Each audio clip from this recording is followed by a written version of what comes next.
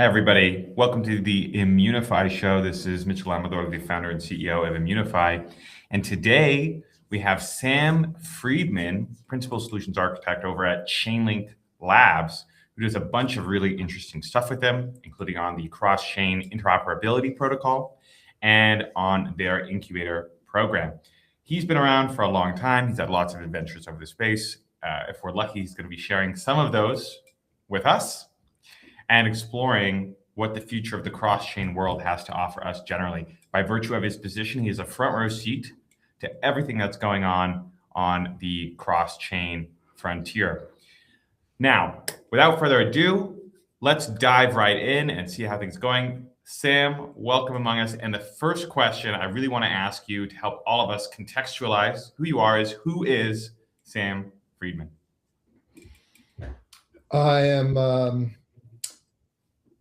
I am an employee of Chainlink Labs. I've been in this space since 2015. I've been at Chainlink Labs since 2022. Before Chainlink Labs, I was just an enthusiast. So I was a hodler, a miner, a DeFi degen. And at Chainlink Labs, I've worn a few hats.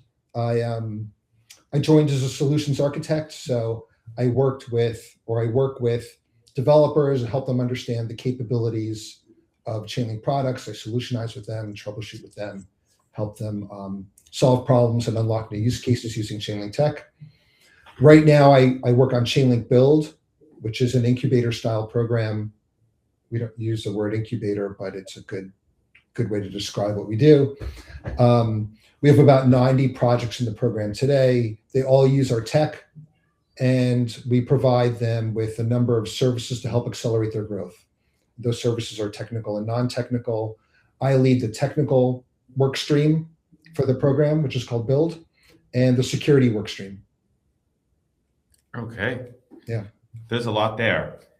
I'm curious to unpack a few things in there. I mean, definitely the build security stuff. But before we dive into the meat of what you're doing today with the Chainlink team, I want to understand a little bit more about your origin stories. Because it's one thing to come in and work on this stuff. It's another thing to have been around forever, to have done lots of stuff. And I know that you have a pretty interesting story. So tell us more about, what being an enthusiast looked like in a world that, that's a decade ago, if you think about it. It's a decade ago for me. Exactly. Yeah. So I've almost always worked in IT. I was a software developer at Bloomberg on the terminal side of the business.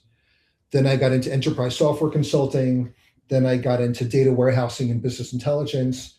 And while I was doing that work, I read the Gawker article about Silk Road and figured out it had instructions on how to do everything, like what Tor was, the Onion network.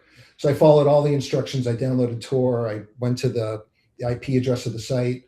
I browsed through the store. I filled my shopping cart with all kinds of stuff, but I didn't know how to check out because I didn't know what Bitcoin was. I guess I had read a little bit about it in the article, but that was one of the instructions I hadn't done yet. Like I hadn't bought Bitcoin. I didn't know how to buy it. So I couldn't check out, but I thought Bitcoin was really cool. And that's how I went down the crypto rabbit hole. So I read all about Bitcoin. I set up a Coinbase account. And for a few years, I was just a hodler, bought whatever Coinbase had to offer, participated in some ICOs. And then in a conversation at a 4th of July party in 2017 or so, I met an electrician and we were talking about the price of electricity. And I mentioned that it was too expensive to mine for consumers. And he said, no, in Georgia, the kilowatt hour rate is like 10 cents, 9 or 10 cents. And it could be profitable. So from 2017 to 2019, I was a miner. I ran a 24 GPU NVIDIA farm in my basement, pushed the circuit breakers to the limit. And that was a lot of fun. I learned a lot. I'd always been a software guy, so it was fun to be a hardware guy for the first time. So I learned a lot. It was a little bit profitable, but mostly I learned.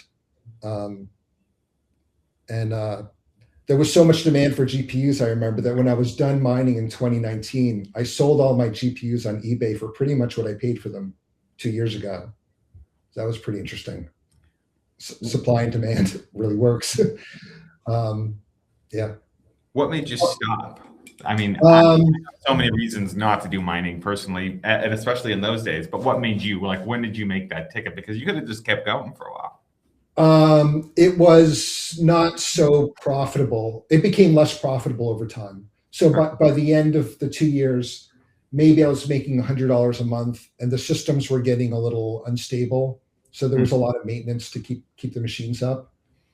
And I discovered DeFi. Really? So I'm a serial hobbyist. So I became a DeFi degen for a few years. So what did that look like? So we're talking like what, 2020? Just 2021, really. 2021. Okay. Yeah. And what do you see? Are you like one of those guys who's all into Yam finance and, you know, an early pickle finance user? Or are you more thinking, oh, Aave's good, I'm going to throw some money into these money market funds? And like what kind of DeFi, I guess? So I was listening to the podcasts, and I was a big fan of Laura Shin, the Unchained podcast. And she had an interview with Emin Gunn Sire from Avalanche. And his story really made a lot of sense to me. So I followed him and the Avalanche project. I forgot what it was called. And as soon as I was able to, I got onto Avalanche. So I was on Avalanche pretty early. I was an Avalanche maxi for a while. I thought I would replace Bitcoin and all kinds of stuff. And I did everything there is to do on Avalanche for a year or so, a little more. I bought all the NFTs. I did everything. And I learned about DeFi and smart contracts.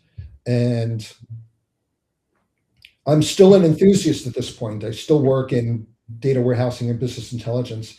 And it wasn't until my first interview for a professional role in crypto, which was with Chainlink Labs, that I ever spoke to another person who knew something about crypto.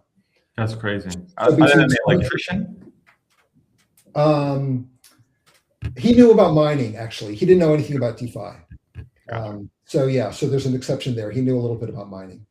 But yeah, so between 2015 and 2021, I was the friend with the tinfoil hat that raved about all the crazy stuff you can do in crypto. Everyone thought I was crazy. All my friends thought I was crazy. And I remember I got my first interview question wrong because I just didn't have like the terminology that you would get from just speaking to people. That, you know, what this story that you describe is kind of like the quintessential early crypto advocate, you know, far left of the chasm kind of user, right down to doesn't talk. I mean, the only thing that you were missing was really getting integrated into the community hive mind, so to speak. But in some ways, that's even more authentic to kind of have kept to yourself and remained a mostly normal person instead of getting pulled in with the craze. I did get involved. Like I was on crypto Twitter. I was on. So you were I was in Discord, but it never face to face, never in real life. So how did life change? Not until permissionless in West Palm Beach or something in 2022. I actually bought my event ticket before I had a job in crypto. I wanted to work in crypto. I didn't know how to do it. So I bought a ticket to a conference just hoping to show up and network. Sure. But I landed the role at Chainlink before the conference. Well, Chainlink is a great firm to work at. I mean, I'm sure life has kind of taken a pretty dramatic shift. You're almost, I don't know what the right term is. Like, do you feel like you're amongst your own people now? I've never been more impressed with my coworkers than I have been at Chainlink Labs. It's tough. It's imposter syndrome a lot, but I work with an incredible team. I'm really happy to be here. Well, that seems like a good segue. I mean, mind you, I might sneak back to ask a little bit more about, you know, what was in your cart on the Silk Road sometime, or maybe not. I could have put anything in there. I didn't check out. Put anything in it. That's right. Oh, man.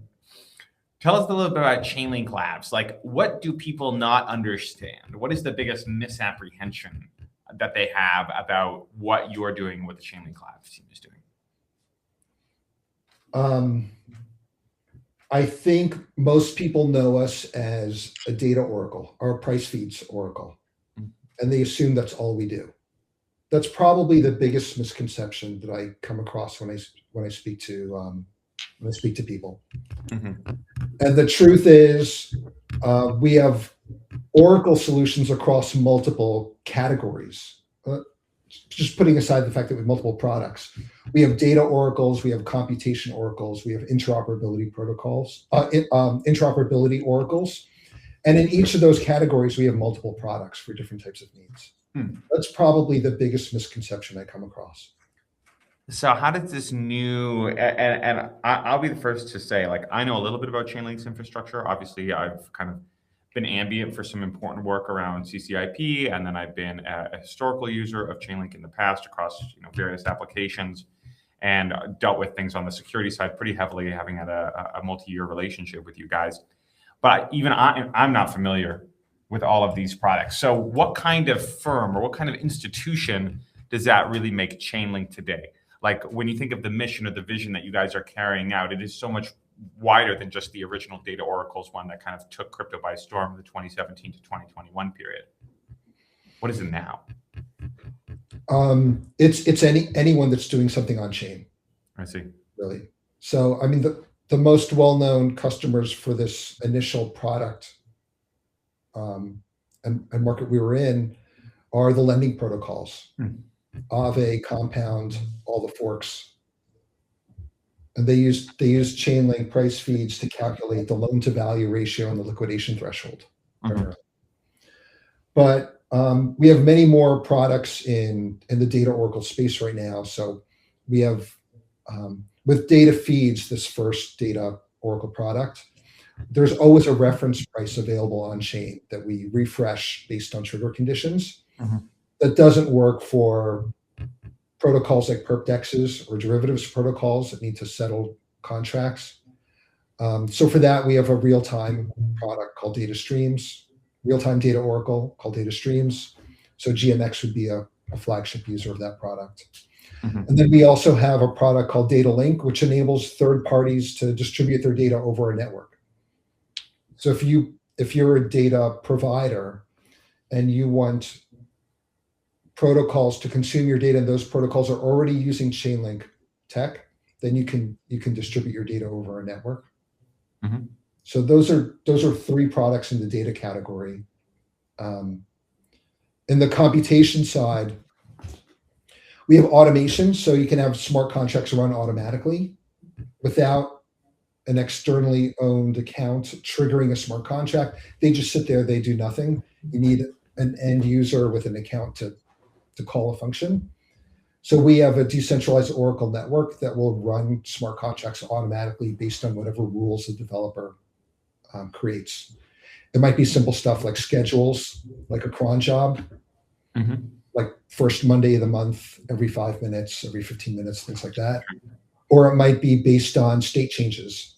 So when a view function in a smart contract returns true, then do something. Or when some global variable changes state or value or reaches some threshold, automatically kick something off. Or based on an external event. So if the price of something reaches a threshold, then rebalance a debt position, for example, or liquidate a position, something like that. Do you guys see yourself becoming more, industry or kind of underlying market or foundational market infrastructure? I mean, this is quite a bit. Obviously, there's a very clear link to the whole Oracles thing and the original vision of Chainlink, but it also seems like you guys are providing a lot more comprehensive back-end infrastructure and back-end functionality increasingly. I would definitely categorize this as infrastructure or middleware. Our target user is a developer, not a consumer. Okay. And should we keep expecting that? I mean, there are some products in the industry, and I would put like an Aave in that category, where Aave has experimented with a variety of products, but really the core of it has kept coming back to its burgeoning, lending market, and now it's sitting at what, $45-50 billion in assets, and that's a wonderful thing with them. And then on the other hand, there are some businesses that have gotten more horizontal. So, for example, Sam Chainlink has a broader product suite. We too at Immunefi, right? We originally started as a bug bounty platform, and now we have half a dozen products, right? So we've gone more in that direction. Should we be expecting that Chainlink is going to continue developing more and more of the crypto market infrastructure into the future? Is this like the probable trajectory that you guys will be going? I can't officially speak to our roadmap. I just don't have that visibility. That's not, I would share what I know. I just don't have that visibility. I would expect us to focus on infrastructure and to experiment as as the market changes, we're going to adapt. Sure. So I can tell you that we do have a consumer-facing product called Transporter, which is a bridge powered by CCIP. It was developed as a reference example of what CCIP can do. But we maintain it and it has some adoption. It's not the biggest user of CCIP. There are other bridge operators and other protocols that are bigger users of CCIP. But we do have at least one product that consumers can use. We also have staking. We enable anyone to stake a token. And that's arguably a consumer product. Yes. Yeah. Yes. Well, I'll have to try a Transport. I didn't actually know that you guys had that product, so I'll go and play with it sometime later. Yeah, use it, and there are others out there that use CCIP. So XSwap and Interport are two projects in the build program that I work on, and they operate CCIP powered bridges. Why don't you tell us a little bit about this build program? Like, what exactly is that? What does that entail? Who should be interested in it? Where is it going to lead in the future? Give us some context. Yeah. If you're developing a protocol, so some application that uses smart contracts, and you need off-chain resources to make your application better, to make your smart contracts better, then we want you to use our tech. And if those use cases are compelling enough that we want to showcase them to our community, you could be a good fit for the build program. So I may have mentioned before, we have about 90 projects in the program today. We add about 4 or 5 per quarter.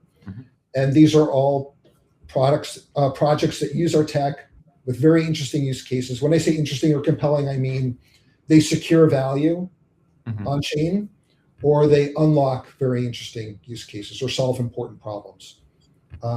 This is not about copying our price data and putting it on a web page. This is like a lending protocol or something like that, or perpdex. Doesn't have to be DeFi. And then we provide technical and non-technical services to help them grow. Technical would be enhanced access to our subject matter experts or solutions architects, working with our product managers when we bring something new to market or have some new use case or capability we need to explore. So a lot of the projects in build have early access to Chainlink products. They participate in alpha and beta programs. They were featured at SmartCon when we announced the Chainlink runtime environment, which is our newest product. The non-technical services are, many of them are related to our brand. So it's mostly marketing or co-marketing with our brand. That might be online, like we post on X together, we do X spaces together. They could be in person too. So at conferences, if you go to our booth, you may see build projects co-exhibiting from our booth or exhibiting at SmartCon, or we do side events with them.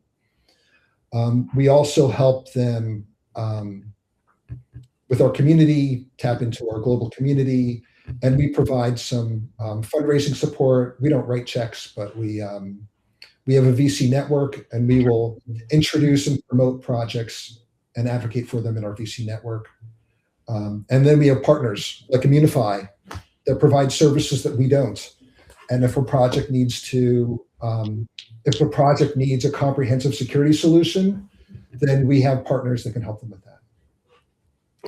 Thank goodness for that. Very important. We also enable, one more key Please. part is we enable these projects to align themselves with the Chainlink community by participating in the Chainlink rewards program. So if you're a Link staker, then you get rewards for securing the Chainlink network. One of those rewards is the ability to claim tokens from the projects in the build program. I see. So if I am kickstarting a new project that's using Chainlink technology and I'm in a build program, I can go and talk to you guys about doing, some version of a token campaign to the existing pool of Chainlink stakers in order to get exposure to these guys. That's exactly right. So this summer we did it for the first time. Space and Time is one of the projects in our program. Link stakers were able to claim Space and Time tokens from our Chainlink Rewards program. We're running our second campaign right now called Season 1, because the first one was Season 0 or Genesis. In Season 1, we have 9 different projects participating. And we're in the claims period right now. So around New Year's, people were allocating cubes, which were like points, to different projects.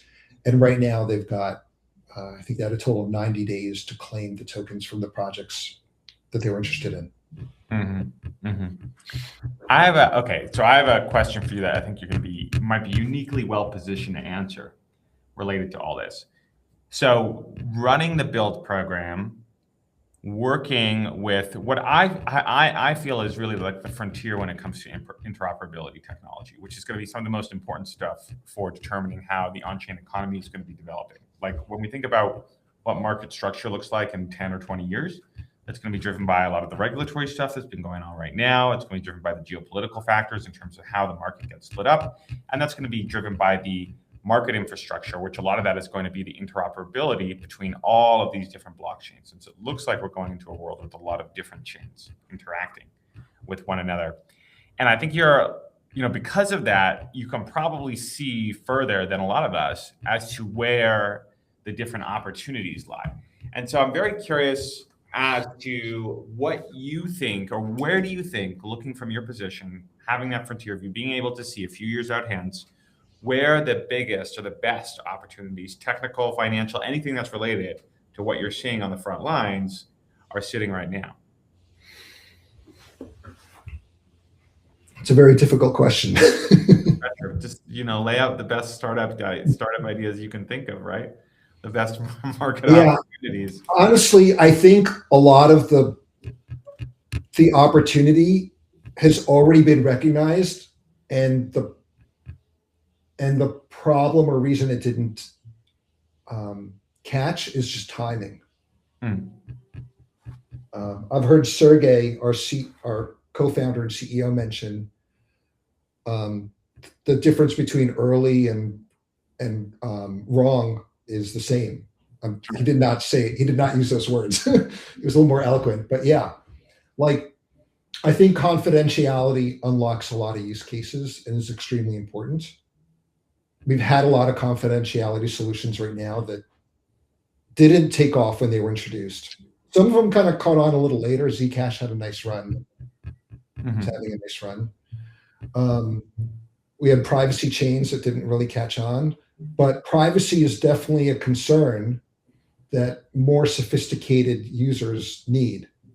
The banks require it. We introduced a product for it, or announced it, I should say, at SmartCon, called Chainlink Confidential Compute. So we're working on it too.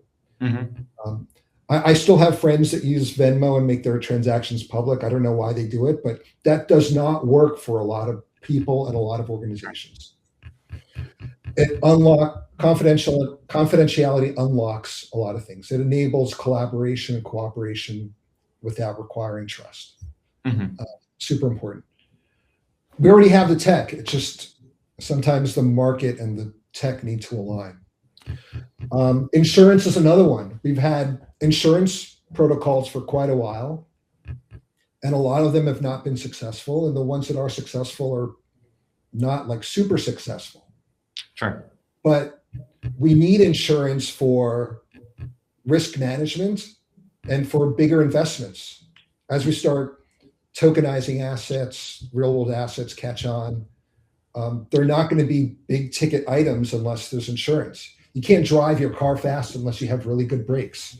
And we need good insurance to make those types of big investments on chain and manage risk. I want to touch on both of them. Okay. No, sorry. Continue, please. Let's go. There's a third category. Give it to us. The other one is off-chain computation. So blockchains are really good at some things. They're not great at everything. There's some types of calculations that are too complex to do on chain. There's not enough gas in the block to perform a certain type of computation. Or gas costs money and maybe you can do it on chain, but the frequency of performing this computation on chain would make it cost prohibitive. Mm-hmm. So being able to create more complex applications that do complex calculations that are not too expensive requires verifiable off-chain compute. Mm-hmm. And it's something we introduced a while ago with VRF, our randomness solution that solves an important problem, but for a limited market so far. Sure. It was big with like NFTs, collectibles, games, things like that. Sure. Our automation product uses it, so you can run your trigger condition off chain, doesn't require any gas in a verifiable way. And then our Chainlink runtime environment does it in a much better, expansive way, Mm-hmm. where you can write code that queries multiple chains, reads values from APIs, legacy databases, enterprise systems, things like that, in a verifiable way, and then writes to one or more chains when it's done. Mm-hmm. I think that's where we get really interesting applications on chain. I see. And do you think that the time for all of these things is like right now? Like if someone had an interesting opportunity in confidentiality and off-chain compute or an insurance application, would you be like, okay, guys, this is the moment that you have been waiting for? Yes, every major, I don't know, insurance play, or not every, but most of them have failed over the last 7 years, but now that's about to change. I'm ready for it. Gotcha. I mean, some of this stuff exists. I'm not sure how much of this is science. I think more of it is engineering and business sense coming together. Gotcha. Does that make sense? Yeah. I understand. You know, a lot of it is going to be, like you said, the tech is already there. A lot of it is, you know, can someone build the right product that serves the right market that can be viable and that can get to scale? And what you're suggesting is, guys, like in addition that the tech already being there, like 7 years ago, the confidentiality space, for example, was pretty difficult. I remember like the very first privacy coins, and they were pretty mediocre. You know, you remember Dash was a early thing, and it's nowhere near as good as the solutions that come today. We had Monero come out, and, you know, of course, I think in what, like 2017, 2016, Monero came out. Yeah. And you didn't have any, I mean, smart contract platforms themselves were much more immature, and you had no privacy, no confidential smart contract platforms. There's nothing like that, nothing at all. So, you know, it's a completely night and day different world now that you have like multiple different tech stacks that are working on that different problem, but nobody has achieved kind of takeoff adoption yet. Right. And these things are coming together. Like,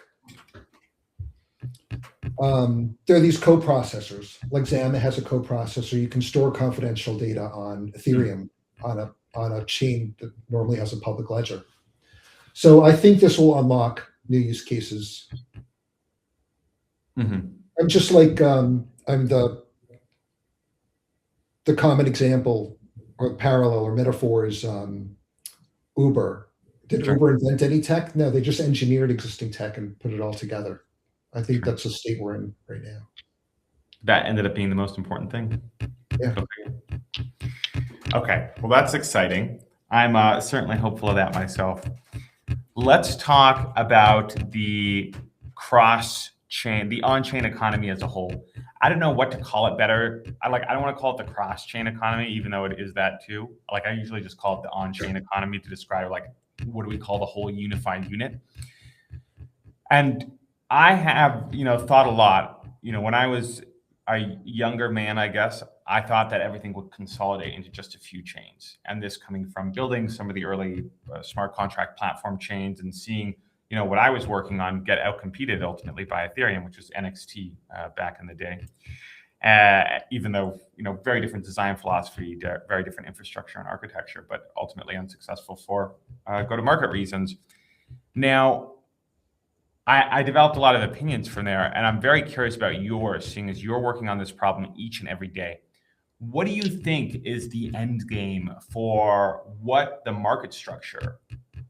I shouldn't say that. What is like the geographical structure or the network structure of the on-chain economy looking like? And I ask that knowing, of course, that you guys are sitting at the center, given your work at CCIP and your work with all these oracles. Like, if there's anybody who's close to this problem, it's you.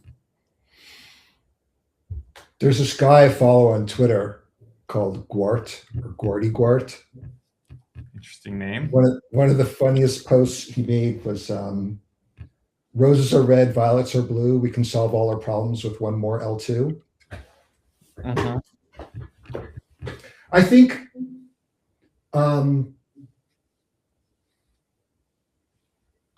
as long as the space is like vibrant and growing and there's innovation, there'll be new chains for all kinds of reasons. For technical reasons, because there are features or capabilities that might be incompatible with another type of feature. Mm-hmm. There are trade-offs that you make, right? There's the blockchain trilemma. Was it scalability, security, and decentralization? So different chains will rebalance those trade-offs different ways. There are market forces that are not technology that will require different types of chains. It might be brand and identity associated with a chain. It might be exclusivity requirements for a chain, or regulatory or policy requirements. Banks may have their own chains, or I've already announced that they have their own chains, right? Mm-hmm. JP Morgan has the Onyx project, and DTC announced a chain, and there'll be stuff like that. So I think there'll be different use cases and different market forces that require different types of technical solutions, and there'll always be different types of chains. What we're trying to do is create a standard that works across any chain. Mm-hmm. So what a chain issued on one chain is fungible with its wrapped version on any other chain, for example. And so the developer creating an interface for their application to transfer a token from one account to another doesn't have to worry about the complexities of each individual chain that the account that they're transferred to is on. What do you think that looks like in practice? Like, if we were to, map the future topography of this economy, are we looking at a world of hundreds of chains, of thousands of chains, of tens of thousands of chains? What do you think that is going to take expression of? I think we're going to see thousands of chains. I have no doubt. Okay. I could be wrong, but I feel like there's still a lot of innovation left in us before we have too much inertia to move quickly. I think that's great. I hope you're right. I have a blog post from, I think, 2 years ago called "The World of 1,000 Blockchains." And cool. Yeah. I mean, I've kind of been sold on. I have the same thesis that you do, that the world's going to go that way, and also that market forces are going to drive that. Because if I'm like, if I'm a bank and I want to tokenize my deposits, and I can get a certain amount of critical mass off that deposits, and maybe I have a combination of other financial products I want to make available to my same users. If I'm consumer facing, then I should go and own the consumer relationship, in which case I'm going to inevitably be pushed towards launching my own chain. And in a world where the cost of launching chains are getting cheaper and cheaper and cheaper, that becomes very effortless activity, right? And then you have other things like consumer brands or people with IP, like a Sony, where it's like, okay, yeah, we should just launch our own chains and kind of own as much of the stack as we can, because we have the center of gravity, if not via liquidity, then via IP, via the kind of the scarce asset and whatever particular value chain it is. But I got scoffed at that. I think a lot of the security types thought I was very bold that everything wasn't just going to consolidate into a Bitcoin or Ethereum or another major chain, or an Avalanche, even for the Avalanche maxis out there. Yeah. Right. But it's very interesting to me that you have come to a similar thesis. Very. But even when I was an Avalanche maxi, I was drawn to the whole subnet idea. Sure. Yeah. Sure. Which is one of the Avalanche's great things. Makes a lot of sense. Well, I feel slightly better about my life now. I'm not going to lie. At least I have good company. At least you're not alone. Right. How do you, pushing aside, what you think that structure is going to look like, what is the preferred vision of crypto that you yourself have? Like when you're coming to work, you're not just a hobbyist. Yes, you are a professional hobbyist in your own words, but you're also a believer, right? And you've gone through multiple phases and you've tried the products and you tried them for personal advantage. Yes, but you also tried them because you wanted something out of this, something more than just zeros and ones in your bank accounts. I mean, that was certainly the case for me. I think that it was the case for almost everybody who was back and working on those things in those days. And I'm curious about what your vision for the industry and for the space is at this point. Now that you're inside Chainlink, one of the preeminent firms in the space, and you've been with us through this whole decades-long ride. Another difficult question. Your opinion matters, like you're on the front lines of this, crafting your vision and putting it out into the world. That's what your work is. Yeah. I don't think it's one thing. I don't think there's one vision. I think crypto will be infrastructure that consumers have no idea exists. I think there'll be consumers that are hands-on with the tech, doing fun stuff and experimenting and building apps that couldn't be built before. I guess it's not really a consumer, that's a developer. But there'll be a market for that, for people interested in being early adopters and trying new things. I think there'll be business models focused on acquiring users, and there'll be business models focused on acquiring asset value, solving problems we haven't thought of yet, or that we haven't thought of as needing to be solved yet. I don't think it's one thing. I think it's a technology that can be used in many different ways that we haven't anticipated yet. I think there are a lot of promises of DeFi that have not really been achieved yet that hopefully we can achieve. Mm-hmm.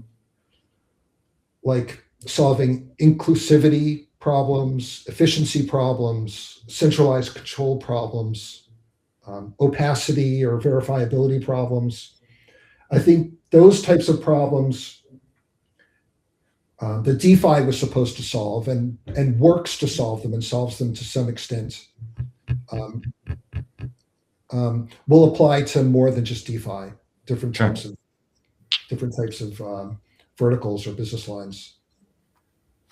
Yeah, I guess if I had to sum up my answer, it's a tech. It's not one thing. It's going to unlock a lot of different use cases and solve different problems that we don't necessarily see today.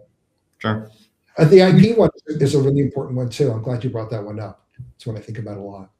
Yeah. The other one that came up a lot this time last year was AI and AI agents, right? Crypto being a payment layer or coordination layer or economic layer for AI agents or autonomous systems.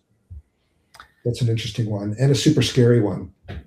That was my thinking too when people were saying that. I'm like, guys, I don't think have you reasoned out the implications of this? I don't think we want, to get to a world where the AI agents can keep their own servers running, can keep their own data centers running and pay for it all and obfuscate their identities. Like, this is not going to go well. And invent their own protocols that we don't understand. Right. Not a great plan, you guys. Yeah. But certainly, like you said, a way that things are going, one way or the other. Yeah. Touching back to the previous point, like a thought occurs to me, and you're seeing this in the inside. Do you think that most of the biggest industry players today, do you think that interoperability and kind of maintaining the culture of permissionlessness, by extension, because I think those two things are connected at the hip, is really what people want? Or do you feel that people are setting, or major firms are setting up more and more so walled gardens, kind of mirroring the Web2 side of things? What do you see? Yes, I see all of it. There are definitely big players that want walled gardens. They want vendor lock-in. And then there are libertarians or decentralization maxis that want none of that. It's all of that. I mean, one of those two, if you can split it into two,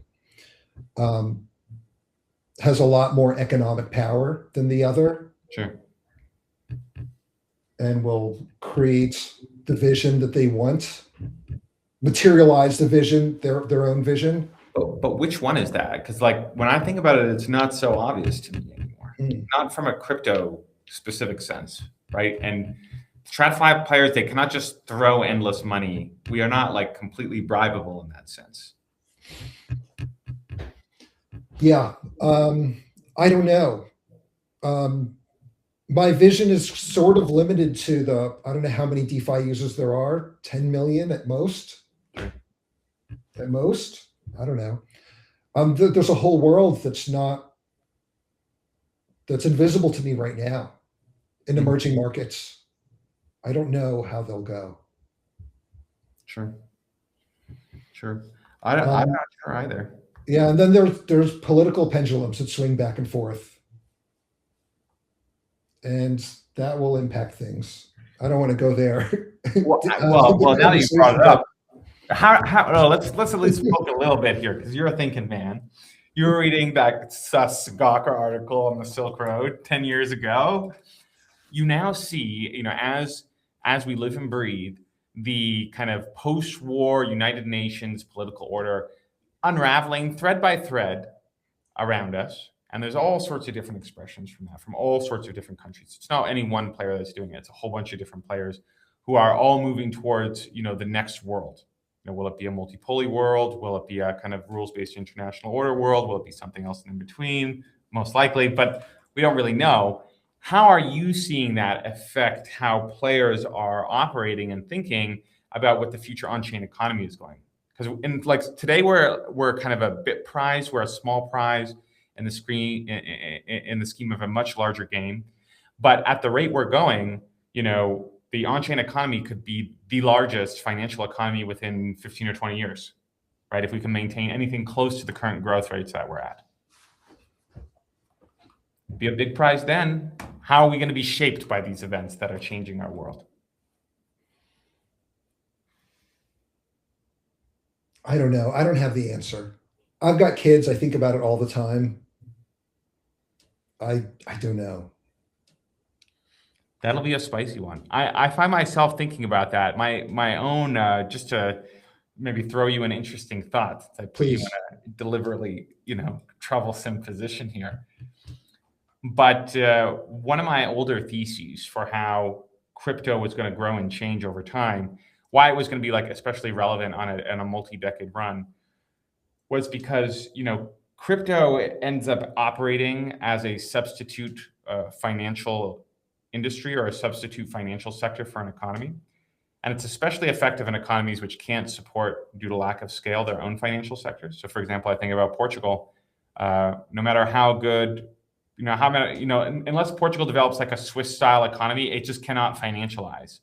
And while that produces some benefits, it produces a lot of consequences in that capital necessarily has to flow outside of the country in order to seek out superior return profiles or unique and interesting products. And this ultimately, creates inefficiencies.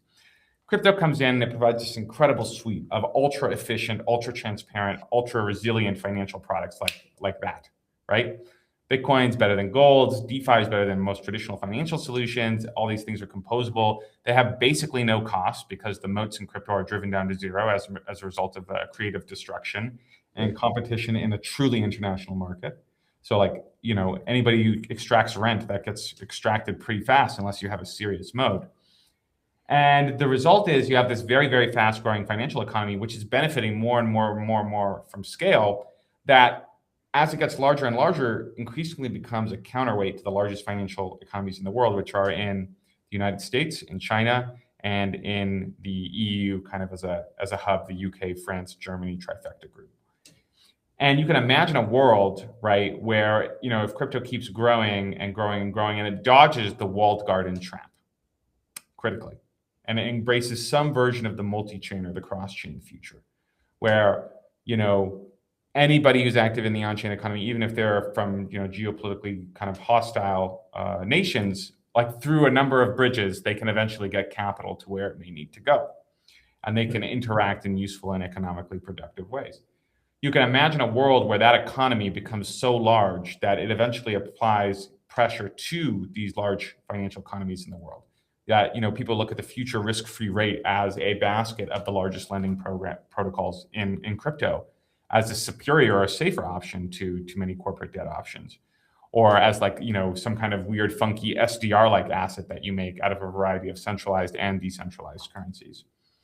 So I think this is one of the interesting thoughts politically, and then as things get more and more tense, it increases the value prop of crypto in that context, because in a world where there's not very clear kind of a safe middle ground for moving money, today we still have some. We have basically the United Arab Emirates, right? We have Singapore, which are operating as these clearing houses between East and West for extremely large amounts of capital and resources, and everybody's perfectly happy to be using them as long as it's not too public.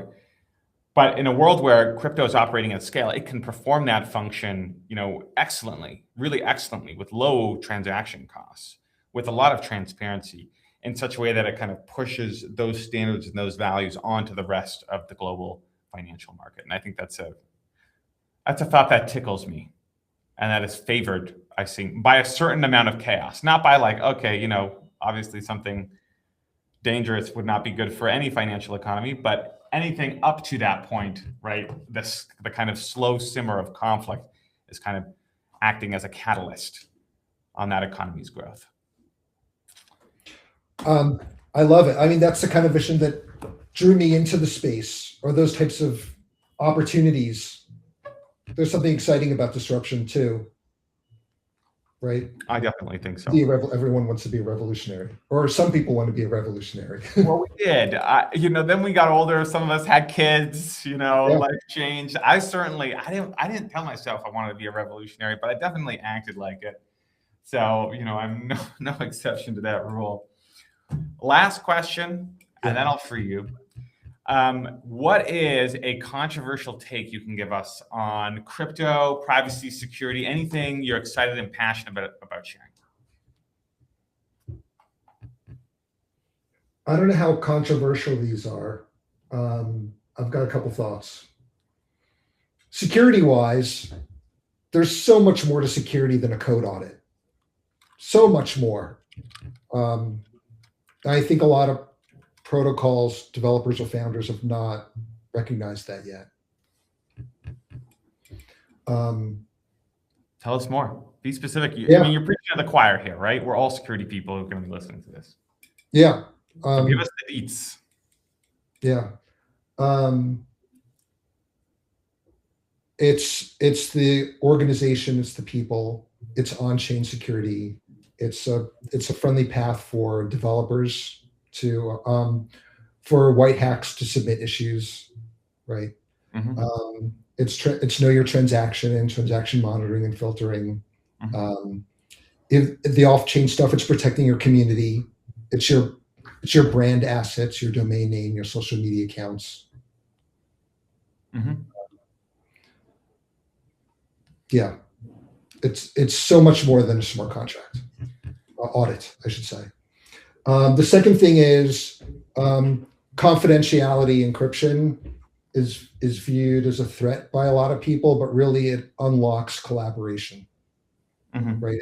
It's why we can all use the internet, why we can shop online and use the same wire. We don't need dedicated circuits to single servers. We can share bandwidth because our traffic is encrypted. That unlocks all kinds of use cases. Networking is just one area, but search and retrieval, private information retrieval, whether it's TEs or fully homomorphic encryption, I think that unlocks an incredible amount of opportunity for the whole world. The sacrifices we make today, we don't know we're making, but are really pretty big. If I store my photos on Instagram or Amazon or Apple Photos or whatever, I love the fact that I don't have to worry about storage, but granting these corporations access to my data is really scary. I love using the features, like the facial recognition stuff is very valuable to me when I'm, again, looking for pictures of my kids to share with a grandparent or something. That's great, but I don't want Facebook being able to to recognize my family and all those relationships. Right. It'd be great if I could upload encrypted photos and still search for them and use all those tools. That technology exists at some state today, and I really hope it progresses more. I think encryption unlocks a lot of opportunity and economic growth and self-actualization or global actualization for what we can accomplish together, how the world can collaborate together. That is an exciting take. Yeah, good. Yeah, that's what I think about all day. That's a difficult one too. We would have to dramatically reshape our relationships to the internet and the companies and products we use. Yeah, hopefully systems like blockchains where we have self-custody and ownership help make that vision possible. They're definitely helping. Yeah. To your point. Okay, that is great. Let's wrap up here then. Thank you again, Sam, for joining us. Really enjoyed this chat, understanding a little bit more about you, your adventure with Chainlink. I think a lot of people here should listen in and understand, especially if you're going to be building interesting things on chain. And Sam has dropped some pretty valuable clues on where those frontiers are. Can confirm some of them are pretty juicy. For our part, reminder, guys, IMU is going live on January the 22nd. If you're not already in the Telegram group, please join. That's the IMU Society. Come and join us. Check it out. We'll be dropping some exciting alpha there on where the future is going for the security front. And thank you again, everybody, for joining us today. Remember, what we're doing here is we're trying to keep the industry safe, and a little bit of learning here and a little bit of learning there. It's going to help us all get there better. So thank you again for joining. Thank you again, Sam, and I'll see you guys all soon. Ciao. Thanks for having me.